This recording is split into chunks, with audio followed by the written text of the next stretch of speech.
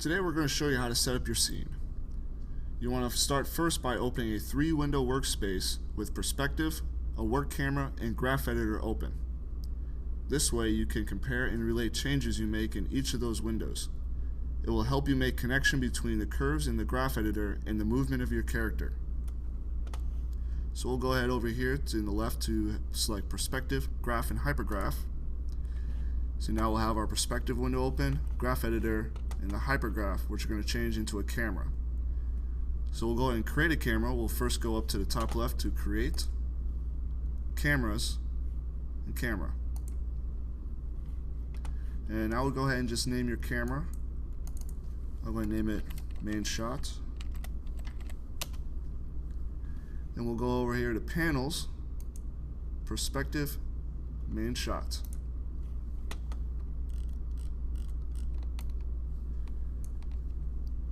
Now you want to set up your camera based on your approved storyboards and layout thumbnails. So once you have a nice shot, you'll go over here to the channel box and highlight everything, right click, lock selected.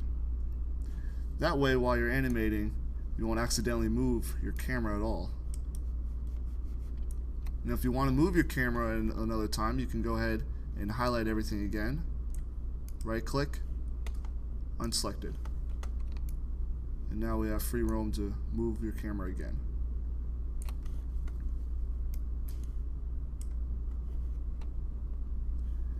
Now we'll go over to the attribute editor.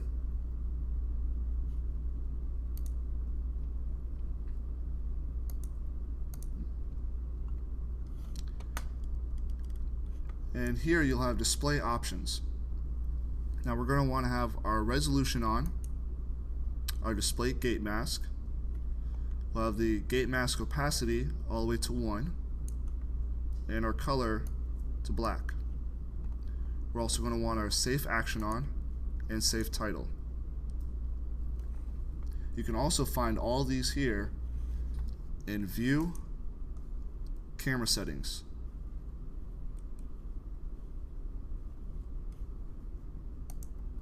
Now for the right size, what we have now is 640 by 480. To change that, we're going to want to go to the render settings up here, and under presets, go to custom and change it to 720 405.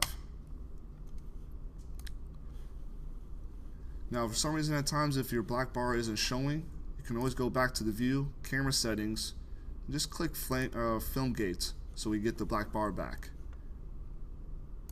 and then go back and click the resolution gate. So now we have everything corrected.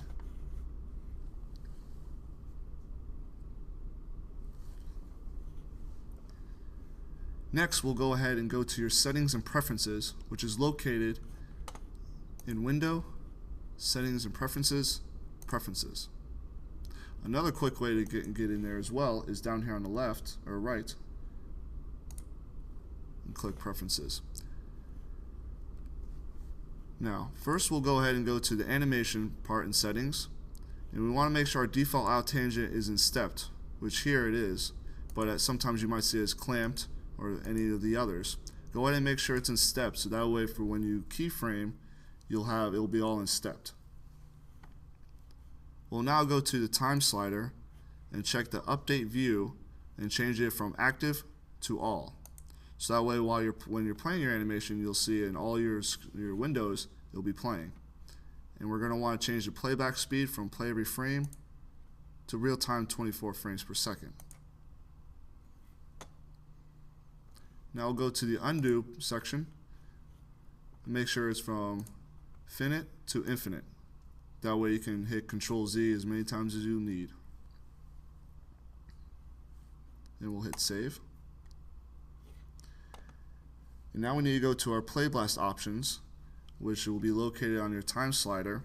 You'll hit right click, Playblast options. Here we're going to need to change the encoding to H.264. We'll change the display size from window to custom it will make sure it's 720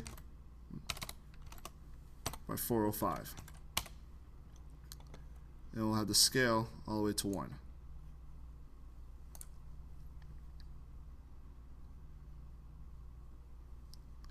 And you're also going to want to go up to the toolbar up here and make sure all these are hidden except for your curves, this one. So that way, while you're animating or selecting your curves, you won't accidentally select anything else.